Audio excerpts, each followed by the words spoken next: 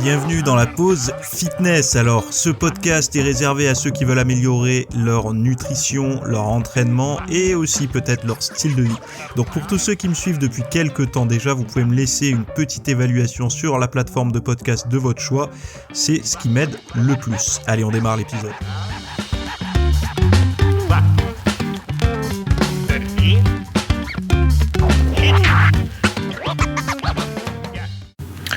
Salut à tous, nouvel épisode aujourd'hui. Alors aujourd'hui, petit sujet sur... peut-être qu'il va plus plaire aux femmes cet épisode, en tout cas il va plus parler aux femmes, mais pas que, je pense que pour les hommes aussi il y a matière à apprendre un petit peu.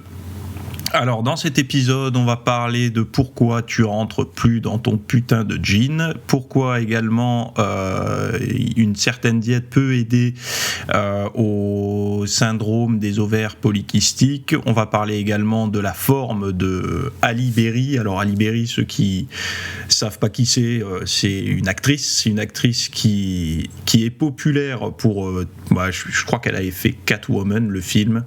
Elle avait également joué dans X-Men. Et là où on s'en souvient le plus pour sa forme, c'est dans le film Le Monde ne suffit pas, où elle sort en bikini orange de l'eau. Voilà.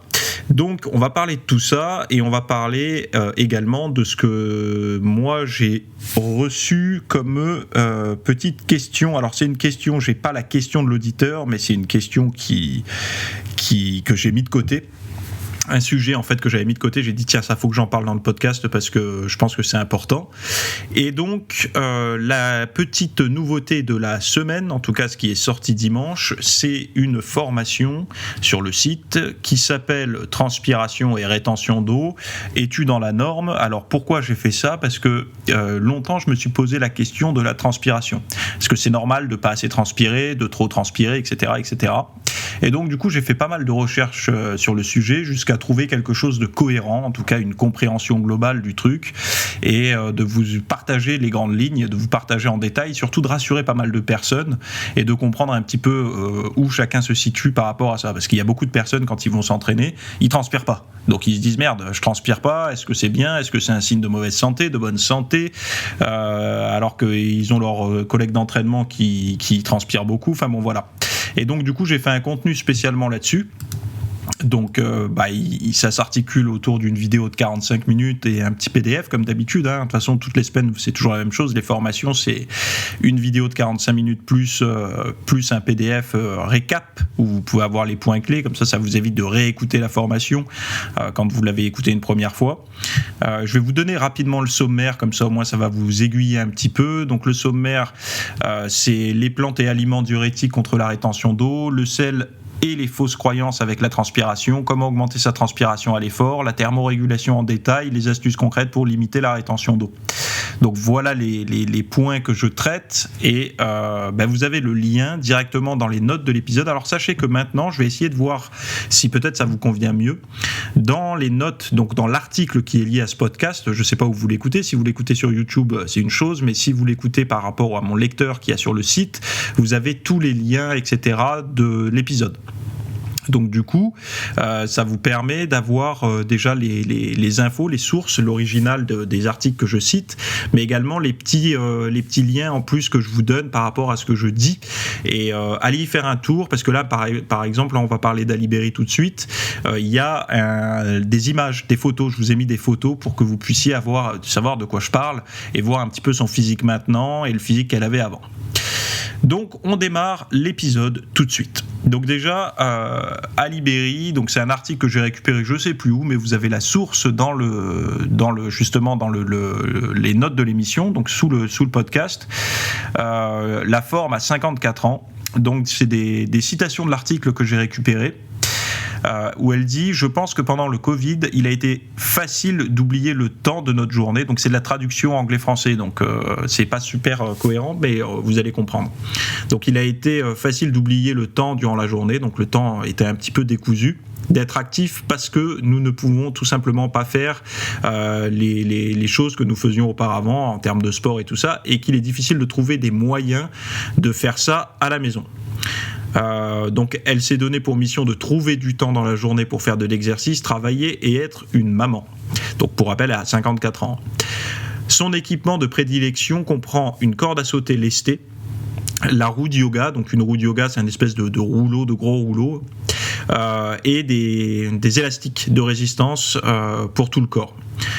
La corde à sauter lestée est idéale pour le cardio et les poids sont amovibles, donc les poids qu'on ajoute au lest.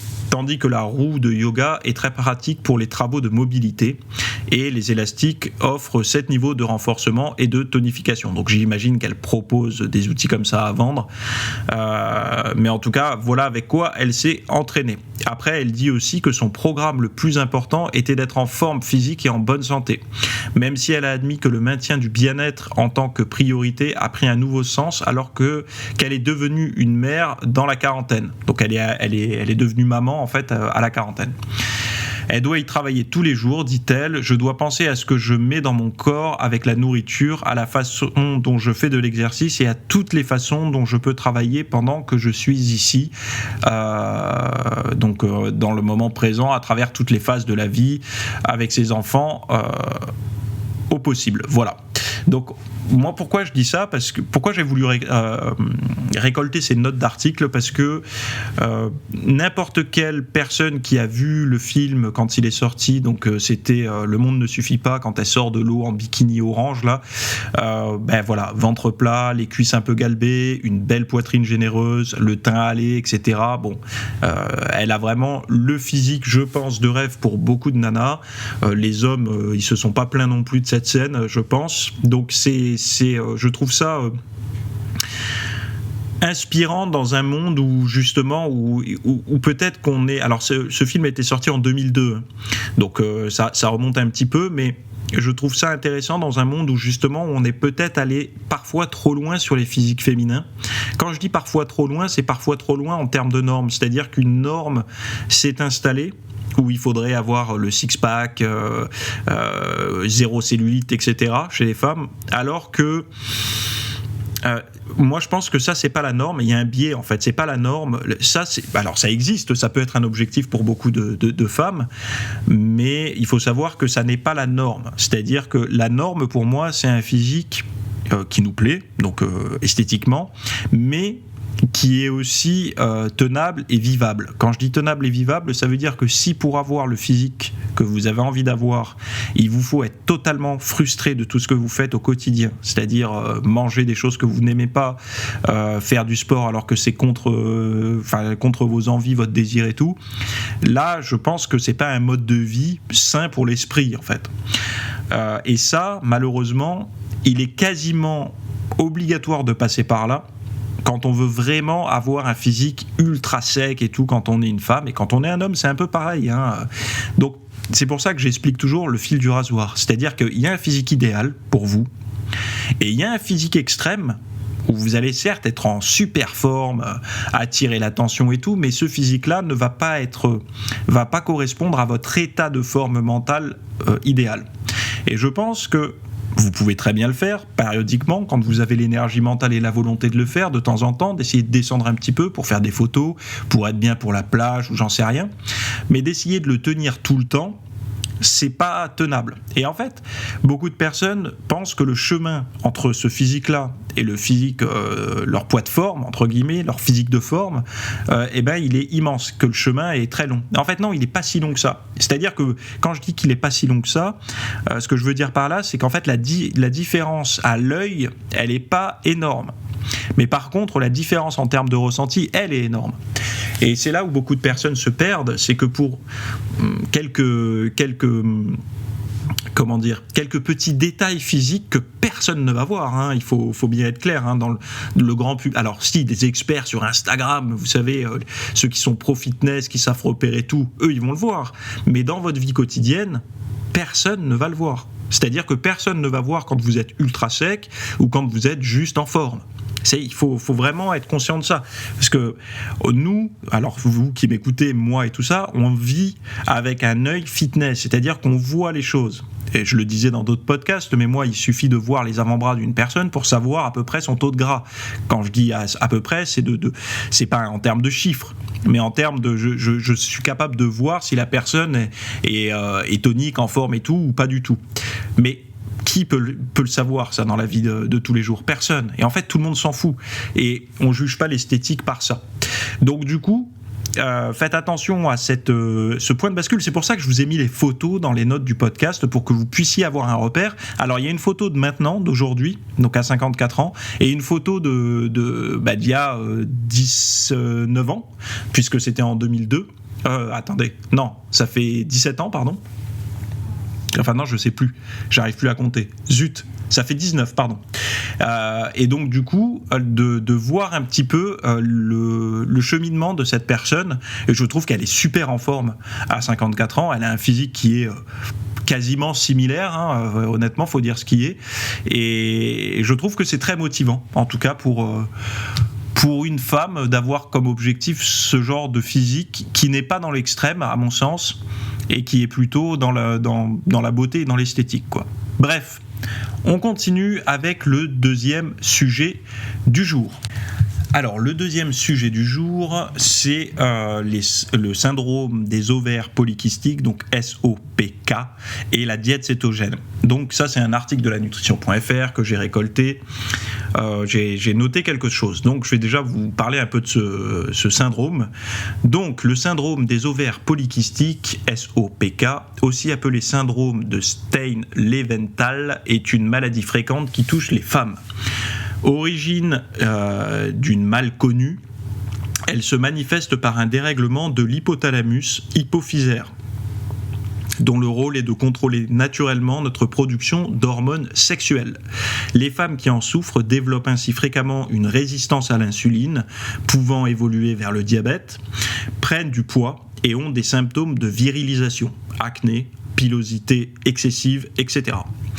Ce changement dans l'alimentation, donc la diète cétogène, chez les participantes permet aussi de réduire les troubles du cycle menstruel et de rééquilibrer les taux d'œstradiol et de progestérone de la même manière que le traitement. Donc en fait, dans l'article que j'avais récupéré, ils avaient fait un test sur, de mémoire, l'étude a comparé 18 participantes en situation d'obésité et de stéatose hépatique ou maladie de foie gras. Et ils ont regardé les effets du régime cétogène. Donc, dans le test, les signes de stéatose hépatique ont disparu chez 6 des 7 participantes. Donc, c'est quand même beaucoup. Pour le groupe cétogène, après 12 semaines de diète comme ça. Alors qu'ils n'ont disparu que chez une seule personne dans le groupe, dans les 10 participantes témoins. Donc ils estiment que c'est dû à l'alimentation cétogène, et en pratique ils disent pour des meilleurs résultats, le régime cétogène doit être orienté vers des végétaux et limiter les aliments inflammatoires, notamment les graisses saturées. Pour les troubles liés à la ménopause, qui pourraient s'avérer valables aussi pour le syndrome des ovaires polykystiques. Donc l'étude, j'ai regardé le lien dans les références, c'est vraiment étudié pour ce syndrome-là. Donc ça peut être... Alors, on en entend beaucoup parler de ce syndrome-là actuellement. Alors, est-ce que c'est lié au monde moderne, ou est-ce que c'est parce que avec les réseaux sociaux, beaucoup de personnes ont la parole aujourd'hui, et donc du coup, je ne sais pas si vous avez remarqué, mais sur les réseaux sociaux, il y a énormément de personnes qui racontent leur vie. En fait, les petites conversations entre groupes de copines au café, maintenant, c'est entre groupes de copines sur Instagram. Et quand vous avez des milliers et des milliers d'abonnés, forcément, le message se diffuse beaucoup plus vite. Donc, ça peut être une piste. Je sais que beaucoup de femmes en souffrent. Ça peut être une piste d'aller vérifier un petit peu. Il y a beaucoup de témoignages de femmes qui ont testé la diète cétogène, de personnes qui avaient ce syndrome-là. Moi, je suis pas médecin, je suis pas... Enfin voilà, c'est pas à moi de vous dire quoi faire. Par contre, ce que je peux vous dire de faire, c'est d'aller regarder un petit peu des retours, des avis, et d'essayer peut-être même d'aller sur des groupes Facebook de personnes qui vivent la même chose que vous, et d'essayer, enfin si vous êtes atteinte ou diagnostiquée comme ça, et donc du coup d'aller voir un petit peu les retours pour bien faire les choses, parce que c'est toujours les gens qui pratiquent, qui vivent l'expérience, qui en parlent le mieux. Moi je voulais juste vous donner ce petit retour là, parce que la diète cétogène, c'est vrai qu'elle est utilisée pour pas mal de choses, et là s'il peut y avoir des améliorations, pourquoi pas, surtout que forcément c'est quelque chose c'est un bon sujet d'actualité, quoi, le syndrome des ovaires polykystiques. Voilà pour ce deuxième sujet. Et le troisième sujet que j'avais envie de traiter avec vous, c'est pourquoi tu rentres plus dans ton putain de jean. Donc, on voit ça tout de suite après une gorgée d'eau. Donc, pourquoi avec la musculation, tes jeans ne te vont plus ? Alors ça, que tu sois un homme ou une femme, t'as peut-être vécu ça. C'est-à-dire que, bon, tu t'habilles, je sais pas, peut-être que t'as les mêmes jeans depuis que t'as 20 ans dans ta garde-robe, et que y en a certains que tu mets plus parce que tu rentrais plus forcément dedans. Donc tu te mets à la muscu, tu commences à pousser, tu commences à t'entraîner, tu commences à faire attention à ta diète et tout, et puis 3-4 mois après, t'essayes de remettre ce fameux jean que tu mettais avant de t'entraîner, mais que tu mettais moins parce que tu te sentais un peu boudiné. Donc là tu le remets, et là, patatrac, impossible de rentrer dedans. Qu'est-ce qui se passe dans un cerveau connecté au monde moderne ? Un jean où tu rentres plus dedans, c'est que tu as grossi. Donc si tu as grossi, c'est-à-dire que ce que tu as fait en termes d'entraînement et de régime, ça marche pas. Et non, c'est pas ça. C'est qu'en fait, il y a un biais cognitif qui veut que si le jean ne te va plus, c'est que tu as grossi, sauf qu'on oublie de regarder la répartition et l'harmonie du corps globale. Forcément, si tu as fait une diète, que tu as mangé fitness et que tu as fait des squats, des hip thrusts, des fentes, tout ce que tu veux pour muscler le bas du corps, eh ben, si tu demandes à ton corps de se muscler, il va se muscler. Même si tu as perdu du gras en même temps, tu as pris du volume musculaire. En tout cas, la répartition de tes galbes au niveau du bas du corps a changé. Donc si tu avais un petit cul avant qui n'était pas forcément musclé, aujourd'hui tu as peut-être un gros cul mais qui est musclé. Donc un gros cul musclé, quand je dis un gros cul musclé, c'est pas forcément un truc qui est hors norme, mais ça peut être quelque chose qui est beaucoup plus galbé. Donc du coup forcément ça passe plus, ça rentre plus. Et là tu pètes un câble.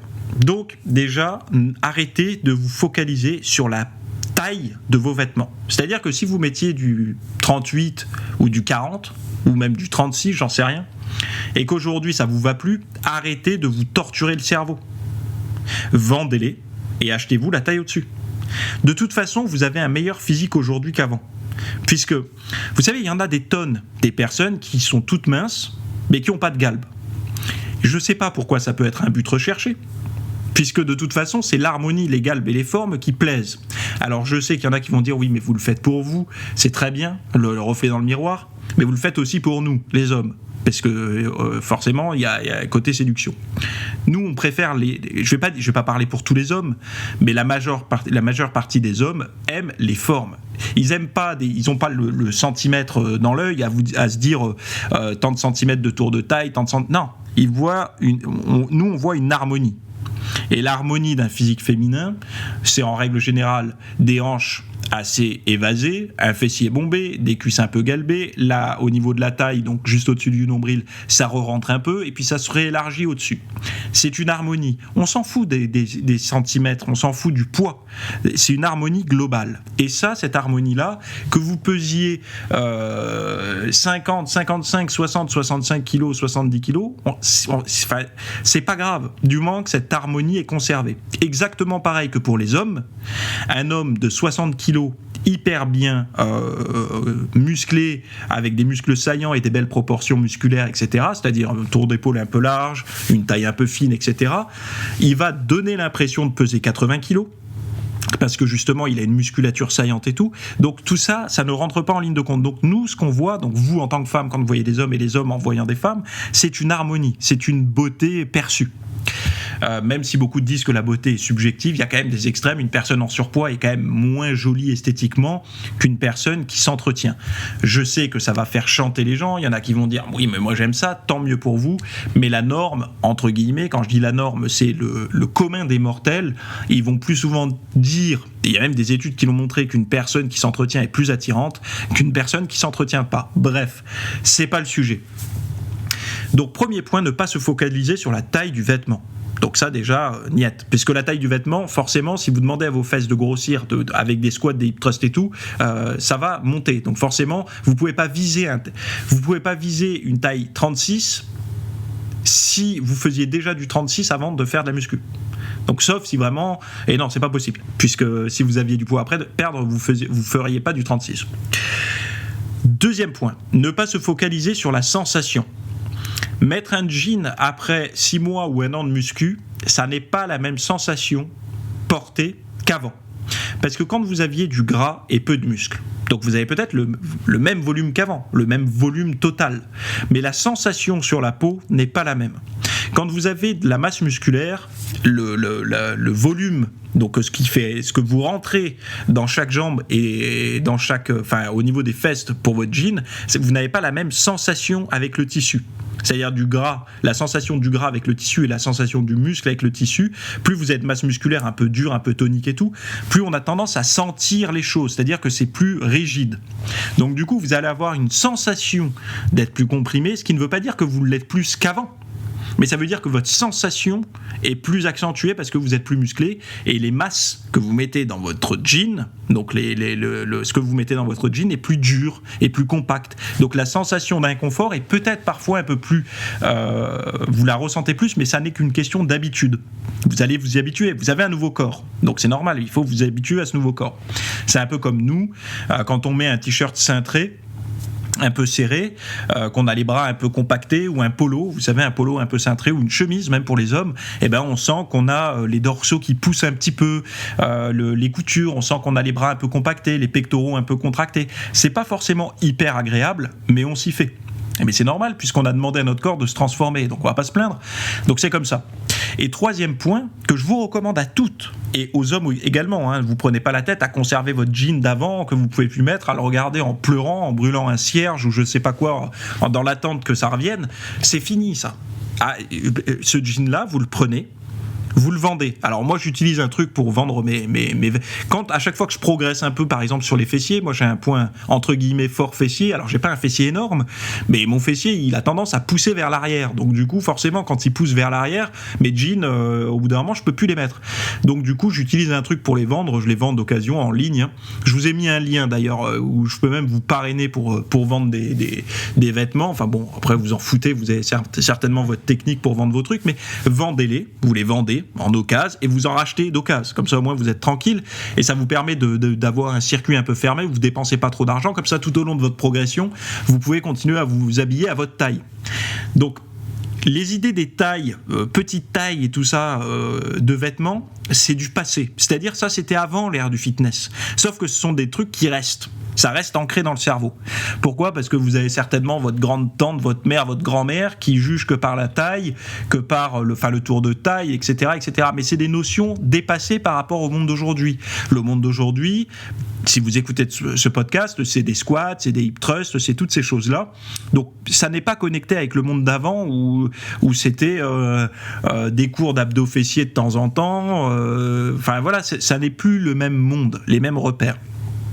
Et dernière chose pour vous rassurer aussi, au niveau des couples, il y a souvent une tendance, c'est-à-dire que si par exemple un garçon mince, vous savez, vous avez souvent tendance à entendre oui mais j'ai déjà entendu que les garçons ils aiment les nanas minces. Mais regardez bien, très souvent très souvent les hommes aiment des femmes qui sont plus menues ou plus minces qu'eux-mêmes. C'est-à-dire que si un mec il est un peu musclé et tout ça, il va aimer une nana qui est légèrement plus mince ou légèrement plus fine ou légèrement, en tout cas moins musclée ou quoi. En fait, ça c'est qu'une question d'ego qu'on a et c'est comme ça, on est connecté comme ça. On a du mal à être avec quelqu'un qui est plus athlétique et tout que nous. Bref. C'est un premier constat. Deuxième constat, il y a également le fait qu'une femme, si elle se met avec quelqu'un qui est très en forme physiquement, sans s'en rendre compte, même si elle ne se met pas la pression, elle va avoir un sentiment de lui se laisse pas aller, lui fait du sport, etc. Et moi, donc elle va pédaler un peu dans la semoule, elle est toujours à vouloir. C'est une forme de compétition sans s'en rendre compte en fait. Et ça, c'est pas bon. Et souvent, alors, des fois, vous savez, je suis aussi sévère avec les femmes qu'avec les hommes. Et ça, c'est peut-être un de mes points forts de ce côté-là, c'est que quand j'essaie d'aider des gens, je vais pas les couver parce que c'est des femmes ou les couver plus parce que ce sont des hommes. J'essaie d'être assez juste avec les deux parties. Là, pour le coup, certains hommes ont tendance à aimer les femmes minces parce qu'en fait, c'est qu'une projection d'eux-mêmes parce qu'eux-mêmes sont minces. Donc, ça veut dire que c'est des tringles à rideaux.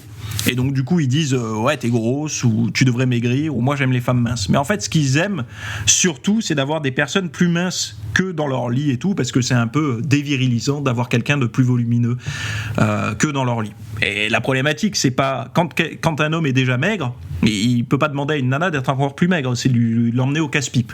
Donc parfois c'est peut-être au bonhomme aussi de peut-être se poser la bonne question de si tu veux augmenter le ratio, être plus imposant entre guillemets, plus viril que ta femme ou que plus imposant, plus musclé, plus je sais pas comment dire que ta femme, peut-être qu'il est temps que tu ailles te mettre au sport et que tu commences à manger un petit peu plus comme un homme entre guillemets quoi.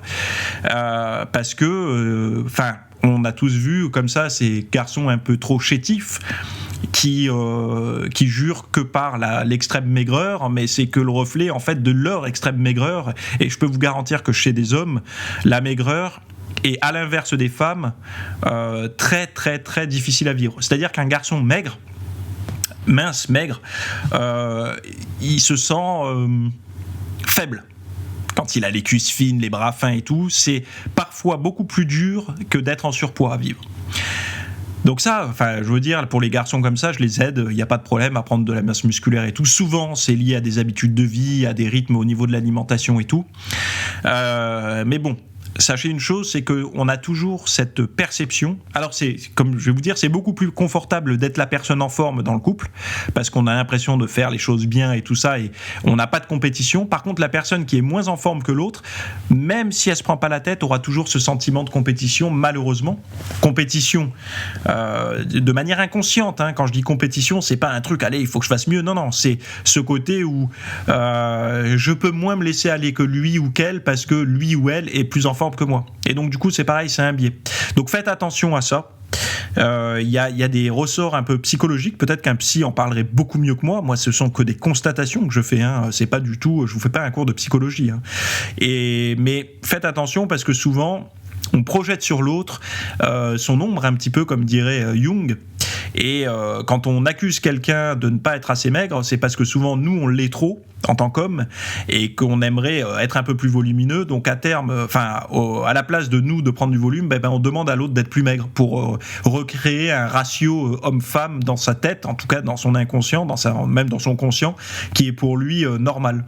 Un petit peu, si vous voulez un raccourci, c'est un petit peu comme quelqu'un une nana qui met des talons avant de sortir et quand en mettant des talons elle est plus grande que son copain et son copain ça le met mal à l'aise. Vous voyez ce truc là, c'est un petit peu pareil avec le poids de corps. Et donc c'est plutôt au mec de posez-lui la question, mais t'es sûr que toi t'es pas trop maigre ? Tu me demandes de maigrir mais c'est pas toi qui es trop maigre ? Tu vois, j'essaye de remettre un petit peu les choses dans le bon sens parce que il y a eu des podcasts où j'ai un petit peu piqué les femmes sur certains comportements. Parfois, je pique un peu les hommes aussi sur certains comportements de confort qu'ils trouvent. C'est toujours beaucoup plus facile de dire chérie, moi j'aime les femmes maigres, maigris un petit peu, au lieu d'aller prendre des haltères un peu plus lourdes et de se mettre à manger un peu plus sérieusement, avec des doses un petit peu plus conséquentes. Voilà. Bon, je vais peut-être me faire taper dessus, c'est pas grave, mais en tout cas, les choses sont dites. Vous avez le lien, en tout cas, si vous voulez vendre vos trucs. Moi, j'utilise une boutique, j'ai pas envie de leur faire de pub sur le podcast parce qu'ils font assez partout. Mais en tout cas j'utilise ça marche très bien. Donc pour conclure cet épisode, premier point, vous voulez savoir pourquoi vous transpirez pas, allez voir le lien dans les notes de l'émission. Deuxième point, je note tout ce dont je parle est noté dans les notes de l'émission également, comme ça au moins ça vous fait un petit résumé. Si vous voulez me poser des questions, vous avez un formulaire anonyme pour me poser vos questions. Si vous voulez devenir VIP, ce que je vous recommande fortement si vous aimez mes podcasts, c'est d'aller faire un tour sur mon espace VIP. On passe plus de temps ensemble, c'est toutes les semaines également, et c'est le même prix que Netflix, alors que, là c'est pas du divertissement, c'est de l'apprentissage, vous allez apprendre pas mal de choses, des sujets détaillés et tout ça. Et puis, par rapport à la diète cétogène, si vous êtes pratiquant de fitness, moi je fais pas une diète cétogène, c'est plutôt du céto-fitness, c'est-à-dire que je me suis inspiré à la base de la diète cétogène, mais j'ai dû la mixer avec le fitness, puisque pur cétogène ne marche pas avec le fitness, j'ai dû le mixer avec le fitness, donc du coup trouver une approche alimentaire qui fonctionne pour perdre du gras. Je vous parle de ça parce que dans le syndrome des ovaires polykystiques, il parle de la diète cétogène, et donc du coup je vous ai mis un exemple de diète cétogène également, avec le programme de 6 semaines que vous pouvez retrouver dans les notes de l'émission. Je vous laisse ici, je vous souhaite à toutes et à tous une très bonne semaine et on se retrouve jeudi pour la vidéo questions-réponses et dimanche prochain pour la formation. Bye bye.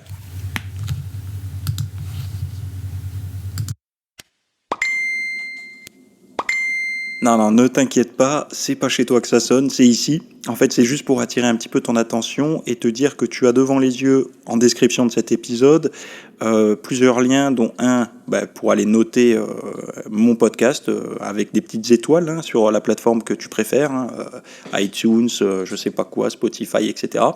Mais également, tu peux aller retrouver tous les liens que j'ai cités dans l'épisode. J'ai essayé de faire des descriptions avec tous les liens, comme ça au moins ça vous donne des accès directs à toi et à tous ceux qui m'écoutent, de manière à pouvoir trouver directement le contenu. Donc voilà, j'espère que cet épisode t'a plu. N'hésite pas à t'abonner sur la plateforme de podcast que tu préfères.